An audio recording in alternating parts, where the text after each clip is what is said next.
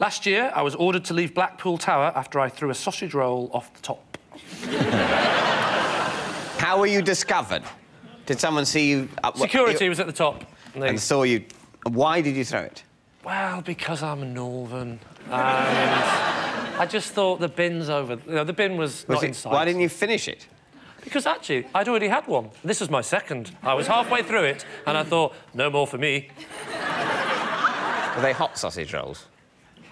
If you want, I'll give you the accurate heat of how they were. This hot.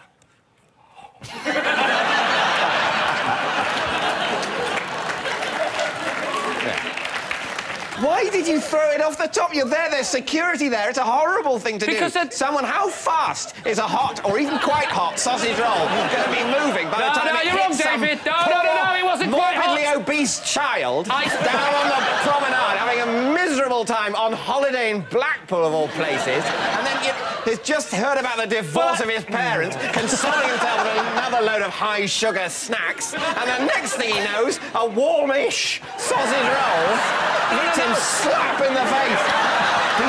He's trying to eat the second sausage roll.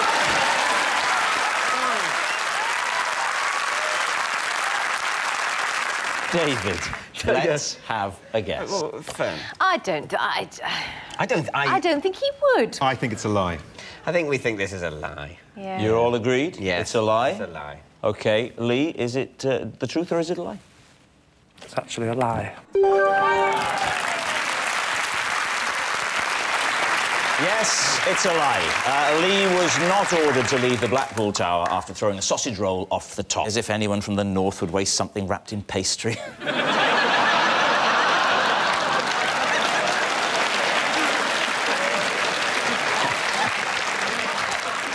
And next, it's David. As a child, at my grandparents' house, I had a little bell that I would ring if I wanted anything.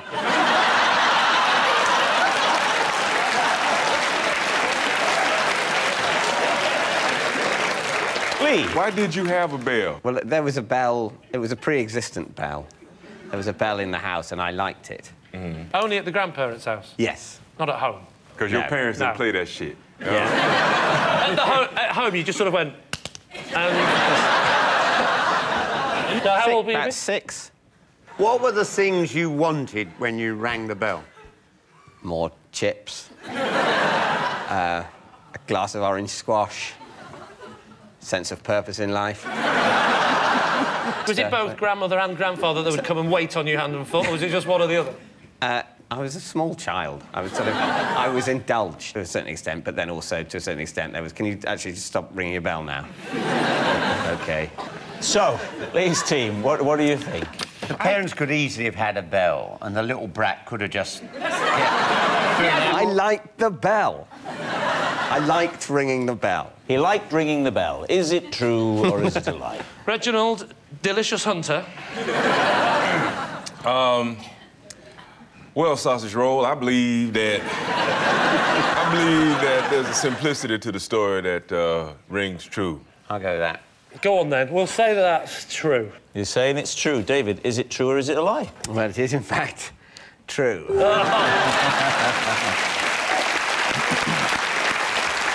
Yes. Yes, it's true. As a child, David's grandparents' house did have a little bell that he would ring if he wanted anything. Ding-a-ling. Could I have a posher upbringing, please? That's a remarkable impression, because it has the advantage of also sounding quite a lot like Ken Livingstone. I thought that was a good... You're absolutely right. As I did it, I thought, this isn't the best David Mitchell I've ever done. Right. If it was going to be one of the good David Mitchells, it'd be a bit more like this. I don't know why anybody would think I would do that. Why would they think that? And I'll tell you another thing.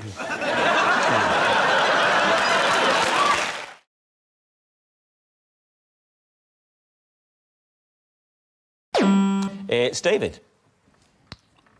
As a child, at my grandparents' house, I had a little bell that I would ring if I wanted anything.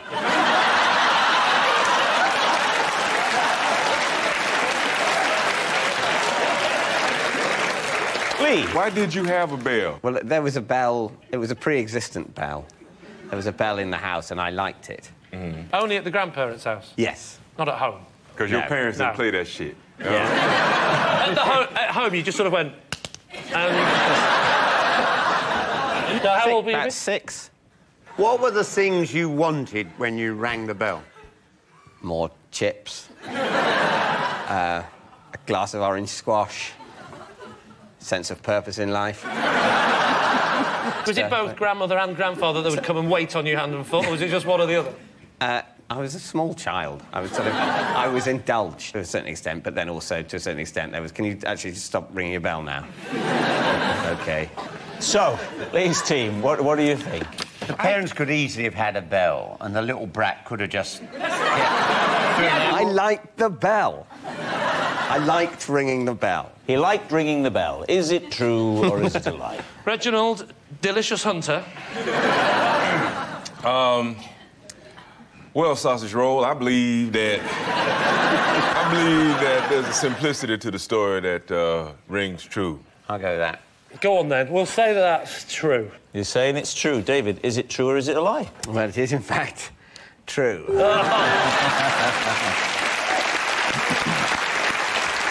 Yes. Yes, it's true. As a child, David's grandparents' house did have a little bell that he would ring if he wanted anything. Ding-a-ling. Could I have a posher upbringing, please? That's a remarkable impression, because it has the advantage of also sounding quite a lot like Ken Livingstone. I thought that as I did it. You're absolutely right. As I did it, I thought, this isn't the best David Mitchell I've ever done. Right. If it was going to be one of the good David Mitchells, it'd be a bit more like this. I don't know why anybody would think I would do that. Why would they think that? And I'll tell you another thing.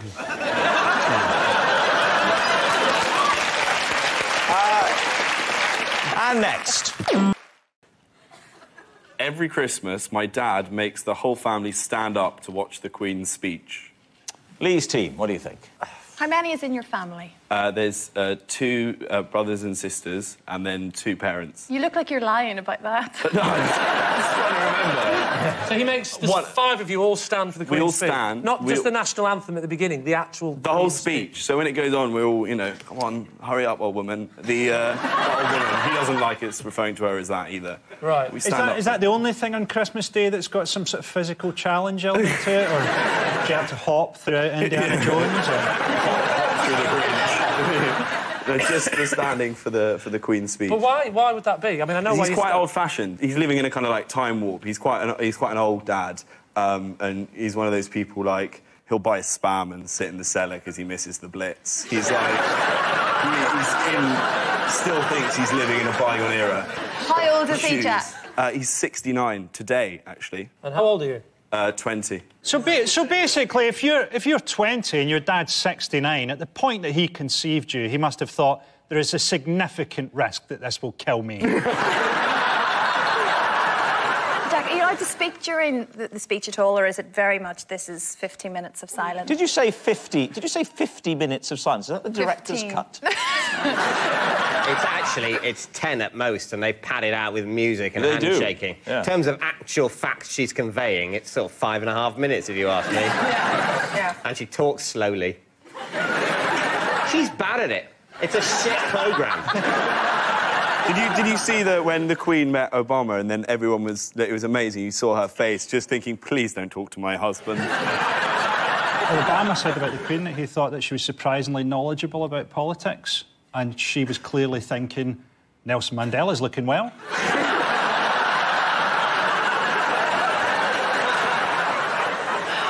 So, Lee, what are you thinking? What do you think, Frankie? Well, it sort of depends on how posh we think he is. I think Jack is quite posh. Yeah, he's quite posh, isn't he? He sounds like a Korean man begging for help after a traffic accident. He's got that almost incomprehensible poshness about him. Sorry, is that what conjures up poshness to you more than anything else? An injured Korean? Sounds to you incredibly posh. To be honest, I can't understand a word you're saying. Do you, Jack? Do you get to a point where you're so posh that you do without hairbrushes? I found my dad sometimes into... Because those protest things where they go on the marches and stuff, the only one I've ever been on was fox hunting. And there were people going around saying, you know, oh, this is a real cause. And, you know, there are more names on the pro-fox hunting petition than there are on the anti one. Yeah, because most people that sign it have triple-barreled surnames. Foxes are the great way to tell class, aren't they? Because if you see a fox in your back garden, if you're upper class, you get on a horse and chase it. If you're a middle-class person, you get your children to do a picture of it, maybe send it to Blue Peter. If you're working class, you beat it to death with a shovel and use it to make soup.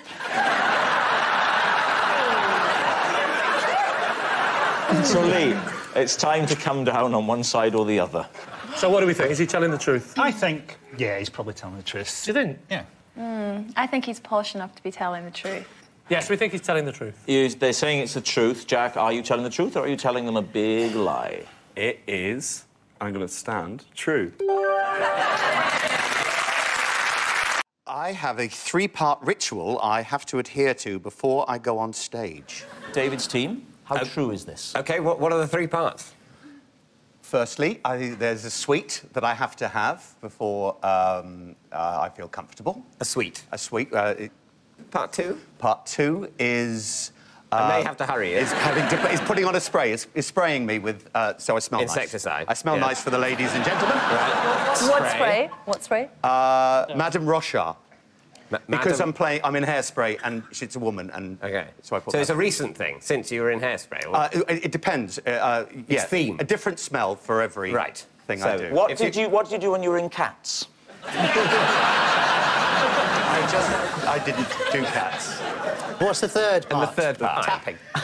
Tapping. Tapping? Tapping. What do you tap? Tapping. Parts of my body. I don't think he's going further. Can you demonstrate? Yes. You go there, and then you go there, and your hands. Right. Tapping your hands, yeah. Well, there we are. There are lots of people around the country, just like Michael, who need your help. Please send whatever you can. David's team, what do you think? This thing about tapping, I know about tapping, and you started doing it correctly and then you stopped because I thought, are you giving too much away if you continue tapping correctly? But you didn't even do this. This is where doctors do it. It's probably not. If you have a lung disease. To be fair, he's never claimed to be a doctor, I think. Well, there was the once, but... That was just to get you to the next stage, wasn't it? There can't be a perfume for every character you play in musicals. No, I wouldn't have thought so. Yeah, but it could That's be... what you're saying. No, I said for this character. Yeah, you're Yeah, right. Madame Rochard, whatever you called yourself. Is it real? Yeah, but it's not one you'd associate with Hairspray. I'd associate Charlie or something with Hairspray. He does that in the dressing room as well, actually. Those were the old days. My feeling is that it's a lie at the moment. I think he's telling the truth. So you're drifting, When pushed on the towards a fingers, lie? it was too vague, yes. Well, it's 2-1. We reckon it's a lie. You're saying it's a lie. Yeah. OK, Michael, what is the answer? It is, in fact, the truth. So, yes, it's true. Michael does have a 3-part ritual that he has to carry out before going on stage. Lots of stars have little rituals. Amy Winehouse always has a small glass of dry white wine. I can't eat custard creams because they remind me of Spencer Whitfield, who bullied me at school. David. What did Spencer Whitfield do to you? He pinned me down with his mates and he force-fed me custard creams. Why not just beat you up? Why did they want to feed you custard cream? Did you look thin? The kind of lessons we had was, believe it or not, in secondary school, right, we'll go around the class and you've all got to tell us your favourite biscuit. One you like, one you hate. And what subject was this? It was home economics, and... Did you do A-level home economics? No, I didn't do A-levels, obviously. Look at me. What do you think the effect of A-levels on the face are? Look at me, you can see I've got the scars of A-levels. The type of school you went to, if you were a boy, you couldn't do home economics, you would have been doing woodwork. Yeah, no, I think you're mixing me up with the film Kes. Where it was a choice between kestrels and coal. I was allowed to choose home economics. Why did you choose that subject above kestrels Do you know or why? coal? Genuinely, I thought it was about money. I thought I'd learn how to use money in a sensible way. And I got in there, and it was full of the kids that wanted to do cooking and needlecraft. Who were big bullies.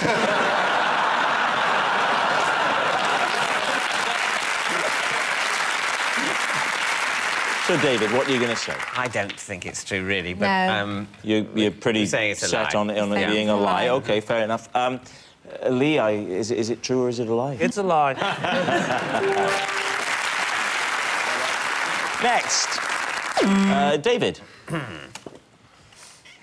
The only concert I have ever been to was by Shirley Bassey. And where was that? It was at the bit of Wembley that's not a football stadium, but is nevertheless a very large the tube station? No, I think the arena. The arena? Mm-hmm. And who did you go with? I went with a friend of mine called John. And what period was this? It was the 18th century. I think it was about 7 or 8 years ago. Was she surprisingly good? She was pretty good. She was incredibly loud. You don't expect that, do you, at a concert? Can you remember any of the songs she sang? I think she sang all the, like, Goldfinch. She definitely sang Diamonds Are Forever as well. Yeah. And I can't help thinking you know nothing about Shirley Bassey, but you've watched a lot of James Bond films. I can't believe you've never been to a classical concert. OK. So what do you think, Lee? It's a curious one. No, I can believe... David doesn't strike me as the type of person that... would go to loads of gigs. Yeah, so it is possible that he's not been to a concert before. It's a lie. Yeah. What do you think, Gabby? He's very clever, though, isn't he? Well, he's not that clever. I mean, he's... It's all a facade. I'm actually the clever one. The gut. This is an act. When we go backstage, I'm like, David, marvellous performance, and he's like, they fell for it again, didn't they? So we're saying... I think, like you, it's a lie. OK, my team say it's a lie, so we'll say that that is indeed a lie. You're saying it's a lie. OK, David, is it true? It is true. The D in my name stands for delicious.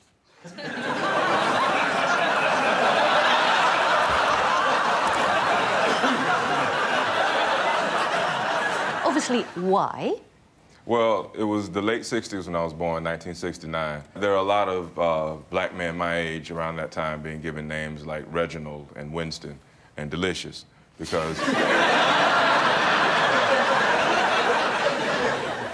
Because at that time in America, affirmative action had just started. So black women saw an opportunity for their children to get more jobs. So what they did was, we're gonna give him a name that will enable him to be, recognizable yet dignified to potential employers. And Delicious is dignified. well, I mean, you have to understand how it's a little different in the black community than it is in your white world.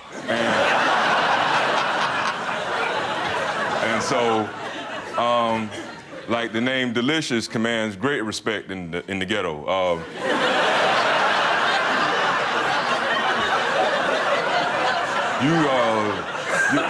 You probably don't listen to much rap music, do you, Fern? Then there's MC Delicious, Big Papa Delicious. French Golden.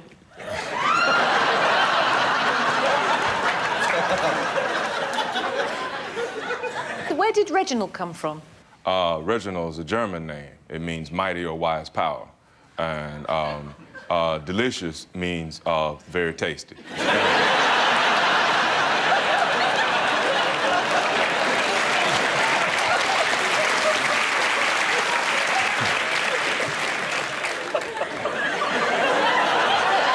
What was your father's name? My father's name is Homer.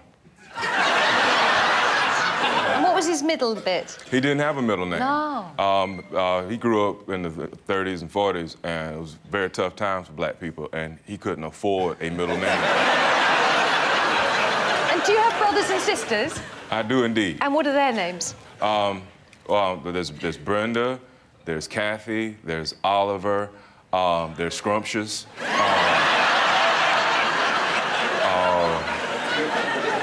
I don't think people would have thought that calling you delicious would help you get jobs, except as a food. Well, I think, shall we say it's a lie? I think that's what we're heading towards. It's stupid, but it's true. So you're saying it's a lie? Yes. OK, Reg, is it the truth or is it a lie? It is a lie.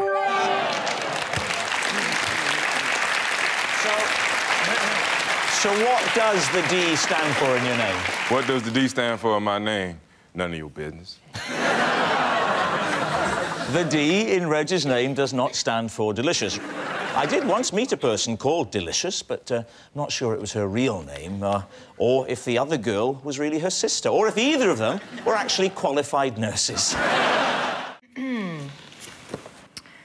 I have 2 chilies tattooed on my back, but I'm having them covered up because they look like carrots. Lee's team, what do you think of that faltering delivery? Well, whereabouts are they on your back? They're on this side. I know where the back is. Sort of down on my shoulder. When did you have them done? 15, 20 years ago. Why did you choose the 2 red chilies? I was in Bali, and we were on an island called Lombok. We? I don't remember this. And Lombok... You're just doing my drinking face. I know you've got tattoos. What are the other tattoos? Horns. Where's that? On my hips. One on each side? Yeah. What, so your belly button looks like a ram's nose? Not my belly button. What? She said, not my belly button. Nice. What can I say? A bit of sauce from McCall. I like it. Did you choose chilies so that if a bloke came across them, he'd think, she's hot stuff? Yeah, but I would think that if people didn't think they were carrots. Either that or here's something I don't want in my mouth for too long. So you were in Bali. Who were you in Bali with? My boyfriend at the time. Changed now? Yeah. Right. 15 years ago. 15 Didn't work years out. ago. Well, that's fair enough, so Lee. you went... You're all right with that? I'm fine with that, 15 years ago. Relationships change, you know? No, I'm starting to dislike you. What do you reckon? What do you think, Janet? Lie. Fib. Fib? Big fib. Omid? Lie, definitely. Omid says it like he's passing sentence. I actually think it's true, but my team think it's not true. And who am I to overrule her? So, Lee, I really do need a... OK, I'll go with my team and I'll say that that is, in fact, a lie. You're saying it's a lie. Davina McCall, is it true or is it a lie? Oh!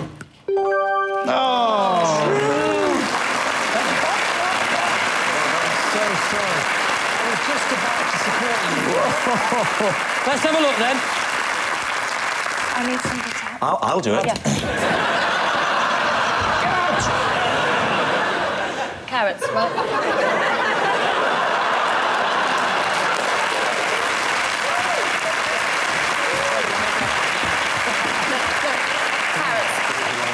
Definitely carrots. Very I carroty. got done. Yeah. Give me a moment now just to let the blood come back to my head.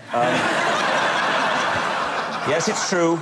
Davina is having her tattoos of chilies covered up because they look like carrots. Davina was inspired to have the chilies done after a wild holiday in Lombok, Indonesia. Similarly, David has a very striking tattoo on the small of his back of the wonderful Tiverton Steam Museum. Daddy Logan, you're next. When I present a show for the first time, I like to wear red underwear. David's team, what do you think? People were genuinely moved by that. Why? Red is a colour synonymous with luck and fortune, with the Chinese, anyway. And I... Right. Chris, you must know what superstitions... I don't follow superstitions. You should. You'd be really good, then.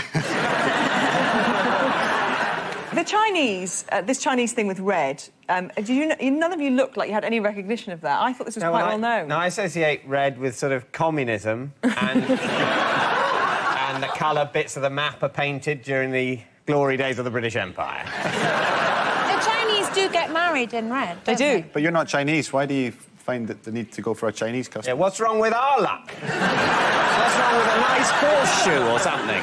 You have to go for Chinese luck. That's better. Alternative luck. Nothing on good conventional luck. An operation, not acupuncture.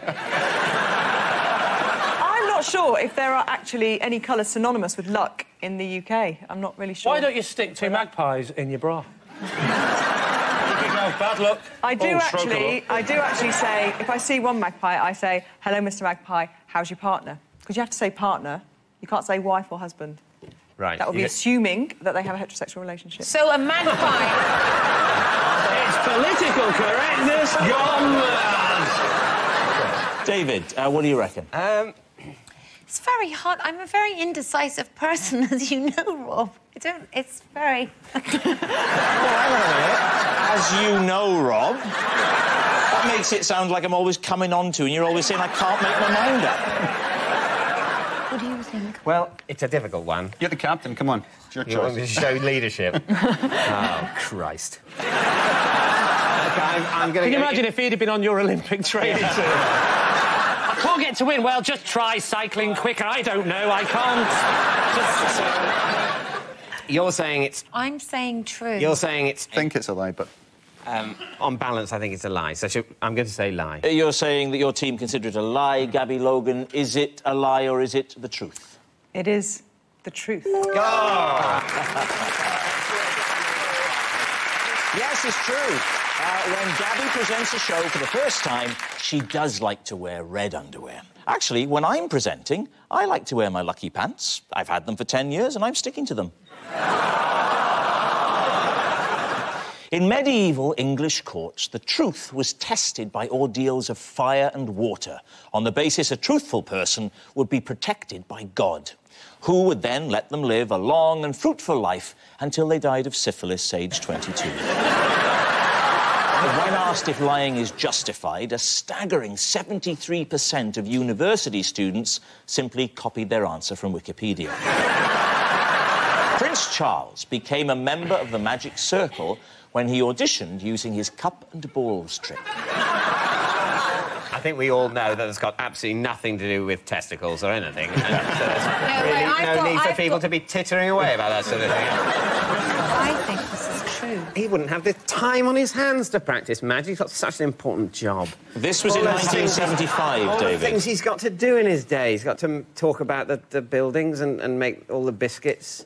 And then I suppose he'd probably find a bit of time, actually. He said, I met him twice, and he said the same thing to me twice. Did he juggle 2 his years balls apart. with you? What did he say? He spent ages talking to somebody. It was a line-up thing, and he was talking to the person next to me for about 20 minutes, and he got to me, and he went, do you know him? It's eminently possible. You know, Do you he's got a feel lot that? of time to piss away. So, I mean, look at him. At least it keeps him off the sauce. You know? You're saying it's true? Well, let me surprise you by telling you that it is true. Prince Charles did become a member of the Magic Circle after auditioning with his cup and balls trick. In fact, Charles still practices magic and regularly makes his crown jewels disappear inside a horse box. I used to put my underpants on my head to cure my acne. Sounds reasonable enough. David. Were they on your head like a hat, or were they just covering your face? No, I only did it at night. I didn't... Well, you slept? Yeah. With like an underpants mask? Yeah, I'm ashamed to say... Were these the underpants you'd been wearing the previous day? No, I'm not a weirdo. I had a system, a tragic... I was 12, and I really, you know, I was into Nirvana and stuff like that. I didn't want to cut my hair, greasy hair, so I thought, hang on, I can't ask Mum for, like, a hairnet, so I'll just whack some pants on like that, nice and tight, and then I'll sleep, and I'll wake up and it'll be fine. If the pants were tight around your head, they must have been pretty tight when you wore them as pants. Must have been. That's just what I was thinking. I think that's a bit of a clue. My waist is wider than my cranium. David, you can't see, Daddy. He's all small and withered. You're saying he tapers to a point? Yeah, exactly. And what made you stop? What happened, I went to the doctors because one of my nipples suddenly went like that and it didn't make that noise. Yeah, and I went there and I was worried I was becoming a woman or something like that. And my mum chose this moment to go, yeah, and he puts pants on his head at night. And I was suddenly going, we weren't going to chat about that. And the doctor said, in no way will that get rid of your acne. So I stopped doing it. You had acne at 12? Yeah. 12? Acne, and you started to get breasts. Yeah. It was a brutal summer. Brutal. So if I'd have had breasts at 12, I'd never have left the house. Only what? So, David's team. Well, I think it's plausible, because I've worn pants on my head as well. Have you? Yeah. In what context did you wear pants on your head? Well, I think possibly when I was, like, looking for something to tie my hair back with. Actually, Joe, what's that in your hair at the moment? Is that... Obviously, if I had pants on my head at the moment, they'd be the size of a marquee leaf. What I like to do every night when I take my pants off, it's a bit of a laugh. As I disrobed, all I've got left now, if you can picture it, is the pants. And what I do is I shimmy them down the length of my legs. First the upper thigh, then they cross past the knee, roll it down, down the shin. I extract the left Come on, foot. Rob, we're only human. And then I go, boom, and I catch them on my head. So, David, what's it going to be? Well, do you think yes? Yes. I think we're going to say we think it's true. You're saying it's true. He actually did it. OK, Russell, is it fact or fiction? Depressingly, it is true.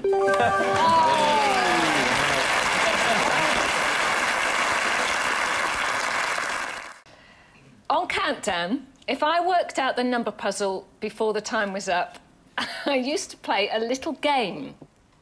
That's where I've seen you before. So, David's team, what do you think? What little game? Well, on the numbers puzzle, you know, you used to do the press the target and the number, and then the target. And then there's a would come time up. limit. And then there'd be 30. You had 30 seconds to do something. Yeah. Well, most of the time, I'd get the answer before the clock started, so I had 30 seconds. Before the clock started? So you must have despised the contestants. Sitting there working away for the whole 30 seconds like morons. What I used to do, I used to get my pen that I would write on the board with, and I used to go round all the props boys, and I used to make them tap the end of my pen, and how many could tap the end of my pen in 30 seconds was the game.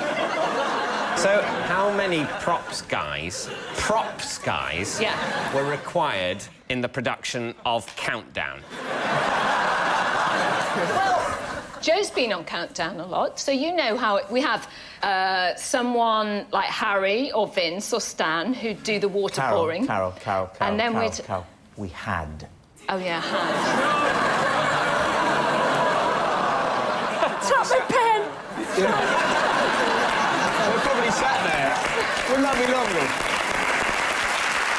Did you ever vary the game at all? Was it always the same game? Sometimes. Sometimes, here we go. Sometimes I managed to get to the front row of the audience as well. You Occasionally, did, yeah? a member of the audience. Those people can't move. Eh? Did you actually think this game up? She's gone. I'll get her next time. Was this not distracting to the poor contestants who are trying to do some maths if out of shot? Slightly out of shot, yes. Yeah. I feel sorry for this new girl that's doing the numbers, because all the props guy must be going, oh, you'll have great fun on this show. They would have said to her on the first day, are we going to play Touch the Pen? And got fired for sexual harassment. We always played Touch the Pen with Karen. Well, I'm sorry. I'm just not like that. David, what are you and your teammates thinking? Does it strike you as plausible? I think Larry? it's flannel myself. Flannel? That's a great word. You've been on EastEnders too long, Larry. Oh, I don't know. I mean, I missed a lot of that because as soon as Carol started describing the game, I had a sort of mental absence. I've done Dictionary Corner quite a lot. And But you couldn't see me from Dictionary Corner, could you? No, I couldn't. Well, what I doubt is whether you would be allowed, when the contestants are trying to work out the maths, to run around the studio getting men to touch your marker pen. Yes, well, so we think it's a lie, I think. I think we do, OK. What a surprise. Yeah. OK, Carol, is it truth or is it a lie? It is true. Now then. Oh. And do you know what? It actually is lots of fun. So, you seriously did this? It was a ritual, and after about 15 years, it gets funny, really, when, you know... Wow, people... that's what we're hoping with this show. And do you know, when I was being really cheeky, I'd take the top off, and then they all got dirty fingers. I think you just like to behave outside of society's rules, don't you? I wouldn't be surprised to find out you're an enthusiastic dogger. I have told my children that every time they lie, a puppy dies somewhere. Now you've used this line on the children, has it actually stopped them from lying? Well, it certainly seems to have done. Yeah. Because they do care about puppies. Yes. That's a bit of relief, actually, that you're saying that didn't result in your children telling loads and loads of lies and getting excited by the prospect of puppy death. It's heartening on that level. No, I don't have sadistic children. But it's also bad advice, because what if a dog goes to attack them and they tell a lie and the dog still gets them?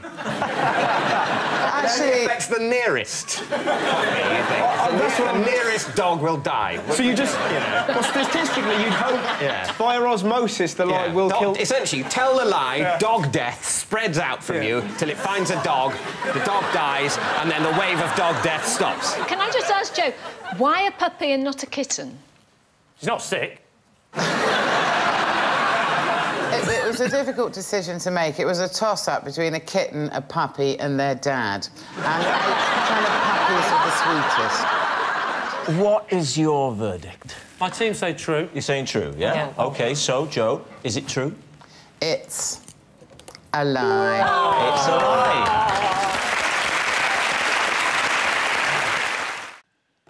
Prince Philip told me I was a funny-looking fellow when I was a ball boy at Wimbledon. David's team. What year was this? Oh, I was about 12 or 13, about 84, maybe? Something like that, ages ago. How did you get into being a ball boy? How did I get into it? Well, I just psyched myself up.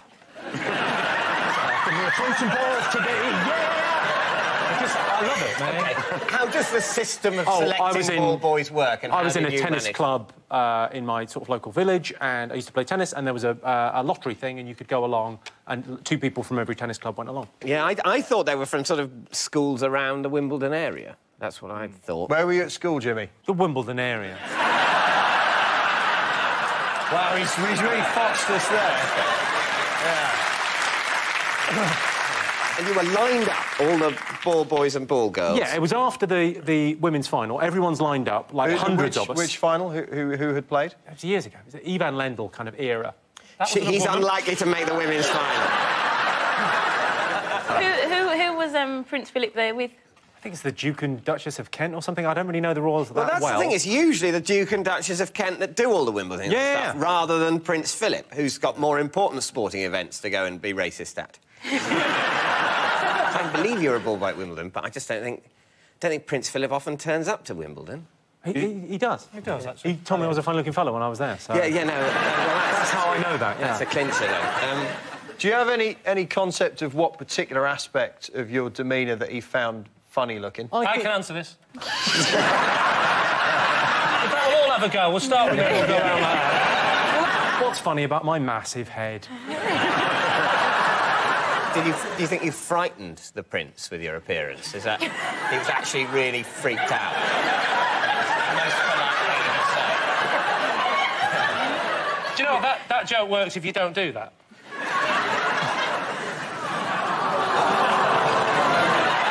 you know what? I thought you could never look more like a ventriloquist dummy. Do that again.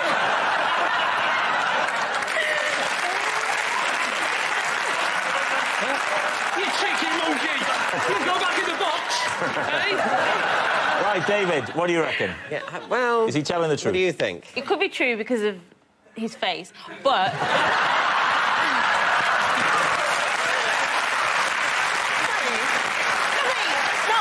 I don't think you're ugly. I just think... No, I'm sorry. I just think that you've got a very unique face. No one will ever forget you. How am I getting bullied by Jamelia? How did that happen? So, David, what's your team deciding here? I think it could be true. I don't know. I don't trust you. You're a funny-looking fellow. Yeah, you see, that's the crucial detail. Yeah. I'm edging towards a lie. You're saying it's a lie? Yeah. OK. Jimmy Carr. Well, I can tell you, it is a lie. It's a lie. Prince Philip didn't tell Jimmy he was a funny-looking fellow at Wimbledon. What a moment. Perhaps the funniest man in Britain, known for his off-colour material, finally getting to meet Jimmy Carr. I once put out a fire using my neighbour's milk. Lee's team, is that possible?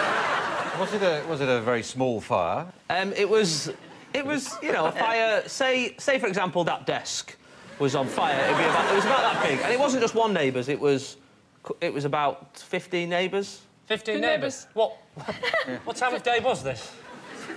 In the morning when the milk came. Well, one of your neighbours were up early enough to bring the milk. It was a Saturday. It's a Saturday. They have a lie in and you get double milk because of the Sunday, you know. So what was on fire, please? It's just on like a field. There was like some dried grass. Just a bonfire, then? Well, no. It just sort of. We just thought, oh, look at that dried grass. Let's set it on fire. And you know, that's what you do when you're 25. And I think we were about 8 or 9. But basically, you're an arsonist. You started the fire. Yes. And then stole some milk in order to put it out. When it could have just burnt out quite happily on its own. There was no need, really, to pour... Yeah, but at 8, I mean, I've not got this knowledge of fire. I'd seen 3 episodes of London's Burning. I don't know what I'm not sure that adds up, Jason. How long's London Burning been on? I think you can believe him. He's seen London's Burning. I'm not sure London's Burning, the programme, was on. So you're disputing when London's Burning first came onto our screen? Yes, that's it, yeah. Right, Jason was born in 1981, so he is alleging that by 1989, London's Burning was already on television. I believe him. 1981, he looks like me uncle. Anyway, can we get back to the story? How far did you have to go to get the milk? I was a kid, I didn't measure it. I mean, about... Give us a rough... 12.5 metres. About 12.5 metres. Right. Why don't you just get a knock at the door and say, quick, the field's on fire? Because then that would be admitting that there was a fire, whereas in this instant, the only thing that happened was a milkman got sacked for not delivering milk. So there was, just to clarify, before we say our decision, you took how many bottles of milk to put out the fire? 15 or so. 15? 15, 10. Well, I take you back to your earlier answer, which was 15 houses, and on a Saturday they got double milk.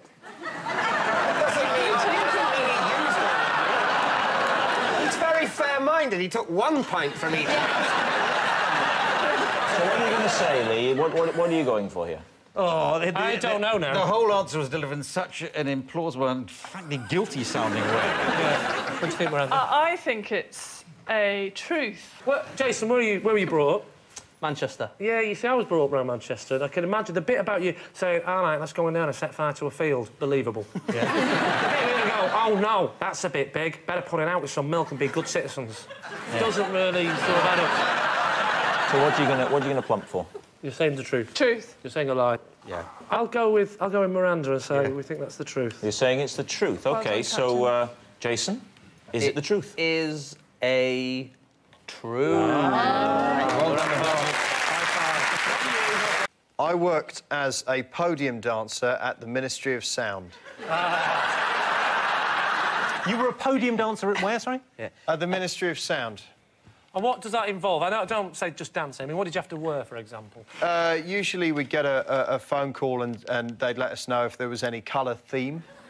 And then at certain points in the evening, they would just gather up those of us who were employed to do it and put us on a podium to get the crowd going. And what sort of tunes were you dancing to? This was early 90s, so, you know, early 90s house music. Like what? Name one. Hello. I can't help you here. No. I think the nature of that kind of music was that they were relatively indistinct tunes designed to create an atmosphere across the entire evening. Well, that's a stroke. But I mean, you know, well, there is an easy way to tell if he's telling the truth, which is. Would you like to show us? Not particularly. Well,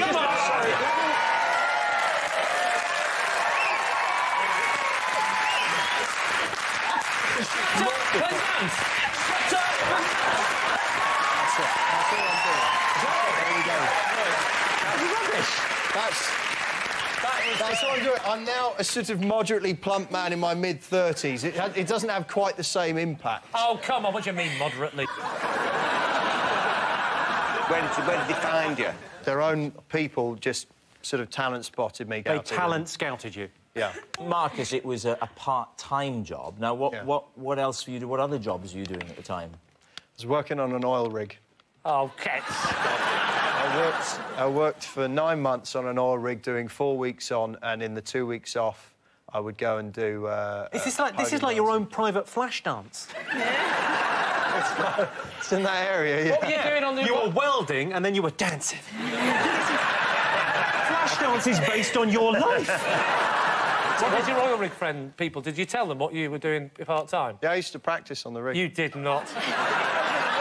An oil rig is just a massive podium. Lee, what are you going to say? What do you think? Is he telling the truth? It's got a lot of YMCA qualities, this. Come on, boys.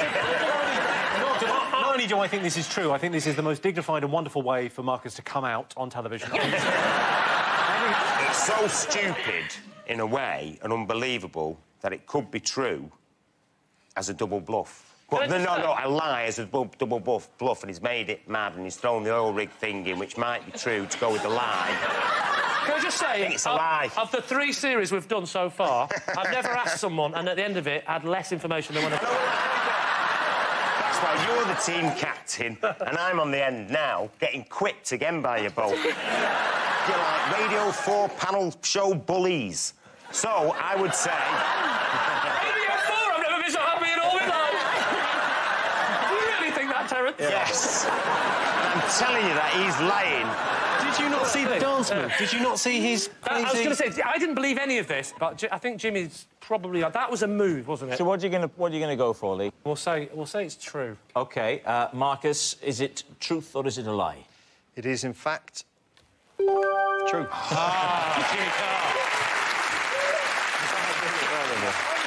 It's true. Marcus did work as a podium dancer at the Ministry of Sound. The DJ's got a lot of requests from clubbers at the Ministry, mainly, can you get that big posh bloke off the podium? He's putting me off my ecstasy. I once stole some toilet paper from George Michael's house. Lee? Was it new or used? Was it beside the bed on the floor crumpled up, or was it from a roll? I'm amazed he has toilet paper in his house, because he's normally at the gents in the park. Yeah, it was in his house. In the toilet. Not in the toilet, like, on the roll. Just, what were you doing at George's house? It was a party. I think it was his birthday. Were any of his relatives there? You think it might... Well, I mean, what was the occasion? Well, it was a party. What do you have parties for? Well, I have parties for all sorts of reasons. Well, it was one of those reasons. All right, then. Why did you steal the paper? A memento. How much did you steal, Jamelia? What sort of quantities are we talking about here? Not like just like a square. 1 square? 1 square? And then you did this. That's not a square. That's an oblong. The toilet paper squares are oblong. You know, they're referred to as squares, but they're not perfect squares at all. They're oblong. They're definitely longer than they are wide. You're the only person in the world that's noticed that, David. Everyone else goes like that, just that, but not you. I say. Excuse me, darling, pass me the ruler. I think this is actually an oblong, not technically a square. Well, how long ago was it? A few years. 3, 4 years? Give me some figures. About 3 or 4 years. Oh, all right, that's handy. What's Jimmy? No further questions, Your Honour. False.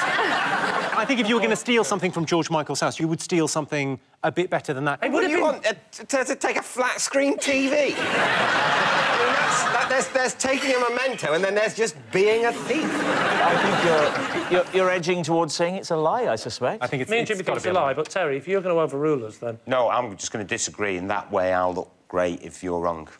You won't look great. Fair enough. Hey, what about... Give them your brutal quipping, not me. Oh, I'm on your team. Right, Jamelia, you're going to have a bit of brutal quipping. Go on, we'll say that's a lie, Jamelia. OK, so, Jamelia, they're saying it's a lie. Are you telling the truth? It is true. It's true. Jamelia did once steal some toilet paper from George Michael's house. I bumped into George Michael in the toilet once. We'd never met before, but he was very friendly. For 6 years, I pretended to a girlfriend that I was partially deaf. Seems reasonable enough. David's team, what do you think? After how many years of going out with her did this start? Shamefully quickly. Was by pretending to be partially deaf how you clinched the deal early on? Are you saying I have to use pity to attract people? I'm saying you might have used pity. I'm not above it. Did she have a very irritating habit that precipitated your going deaf? Yes, talking. She was talking about something that was very important to her, some emotional thing. Right. And she said you weren't listening to me and got very upset, started crying, and so I thought I'll lie and tell her I'm deaf in one ear. Which I did. And at that point, what you're saying to her is, I didn't hear anything because I'm deaf in one ear. I thought we were sitting together in silence. That's what I thought was happening. No, I had my attention taken up with something else, and I said it apologetically. Stroking his guide dog. Well, that's what he called it, anyway. Did you elaborate on why you were deaf in the ear after you had to go? What was your reason? I said that when I was a child, I had nearly drowned when I was like 4 in a swimming pool, and this had left me deaf in one ear. I clearly tried shaking my head, and I felt quite bad because I told the lie early on, and then I had to maintain it. So did you tell her ever after the 60s, or did the relationship just break up and you never told her? I never told her. Right. I didn't tell her. I wrote about it in a newspaper column. That's nice. She's a Geordie, they're robust. Actually, to be fair, now that adds credence to the fact he didn't want to hear her, so... I'm just trying to put myself in the position of that woman. 6 years! You've lied. You've lied to me. A big lie? It's quite a big lie. You'd be surprised how often it doesn't come up. Now that's a big lie. And the advantage is, after telling that lie, half the times it comes up, you can pretend you haven't heard it. So what do you think? So you think it's... a lie. You think it's a lie? Horrifically, I think it's true. I think it might be true. You think it's true? Charlie, is it truth or lie? It's true.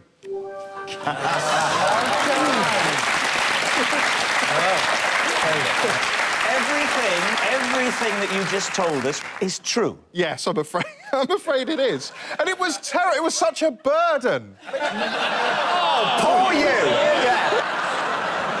The first time I introduced her to my parents, we're going down to meet them on the train. I suddenly thought, oh, God, she's going to mention the... And so I had to turn round to her and say, don't bring it up, my mother blames herself. And...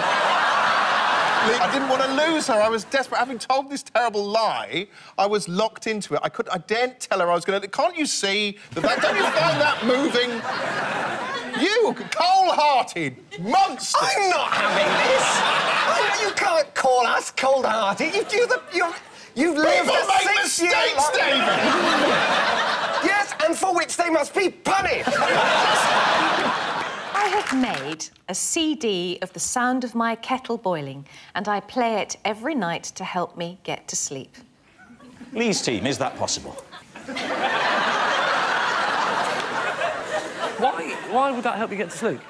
It reminds me of my grandmother, because we were always caravanning when I was little, and she'd be up later than me, and the kettle would be just boiling on the gas stove, and I could hear that little hiss and whistle and the bubbles. I had it done for me by the sound people at work.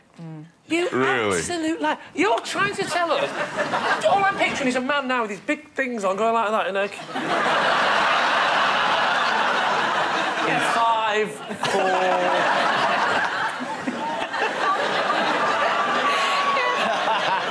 Every night, you're lying in bed with your husband trying to get to sleep, and you put the sound of a kettle boiling. And he's all right with that, is he? I go to bed earlier than he does, because I have to get up at 5. Right. For to switch the kettle off. Yeah,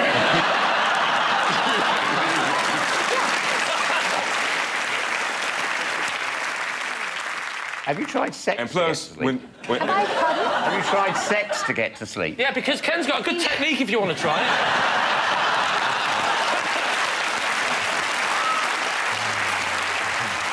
What do your kids say about this CD?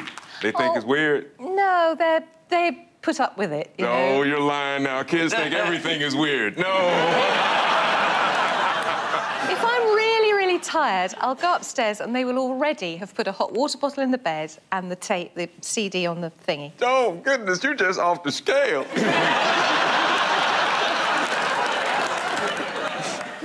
So, Lee, what are you going to say?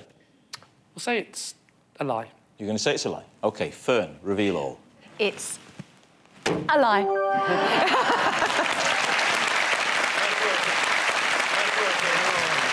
Yes, it is a lie. If Fern can't get to sleep, she just rings Philip Schofield and asks him to tell her about his time in Joseph. Again.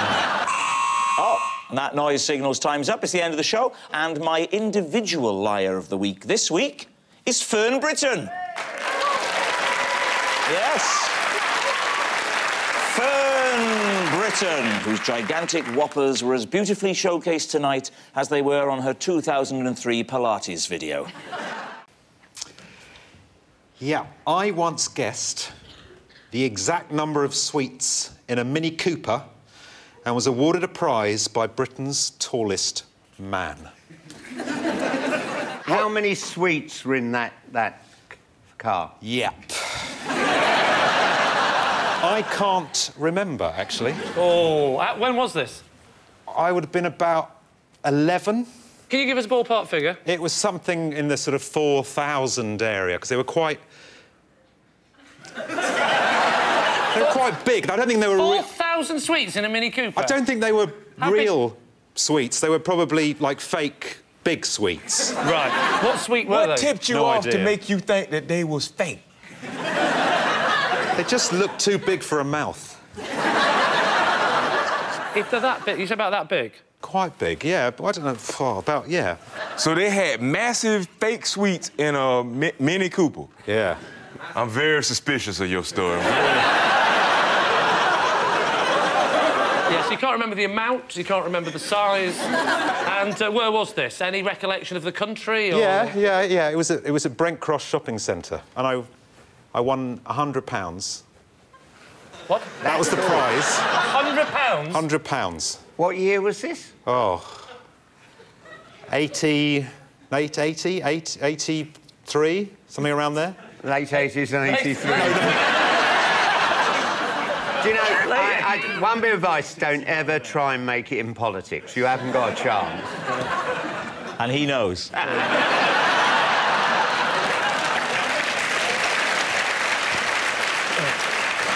I sense you're edging ever closer to a decision. What are we going to say, Ken? He's lying. Not that tough, then. Reginald? My first instinct to say that that's too fantastic of a story to have ever happened to anybody. But then I think, you look like you might do anything.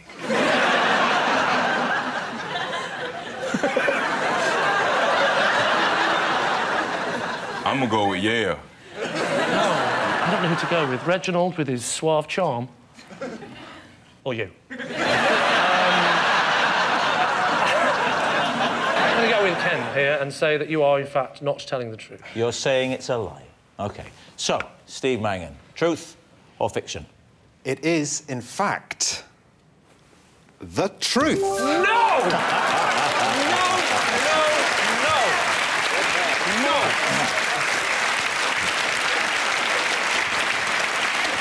Yes, it's actually true. Stephen did guess the exact number of sweets in a Mini Cooper and was awarded a prize by Britain's tallest man. I'm so glad that story ended happily, considering it had the words car, sweeties and strange man in it.